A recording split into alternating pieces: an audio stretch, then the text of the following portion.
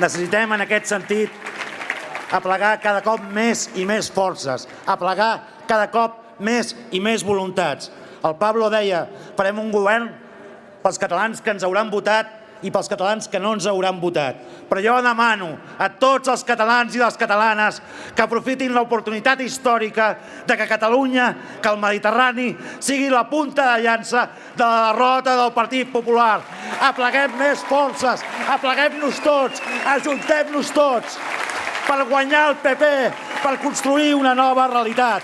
No es tracta de guanyar en escons, es tracta de guanyar pels 800.000 germans i germanes. Es tracta de guanyar pels 800.000 fills i filles i nets i netes que durant aquests 4 anys de malson del Partit Popular han hagut d'emigrar. Volem que tots torneu, tots i cada un de nosaltres, els nostres germans, les nostres germanes, els nostres fills, els nostres nets. Us volem aquí, construint un país junts, i hem de derrotar el Partit Popular per això.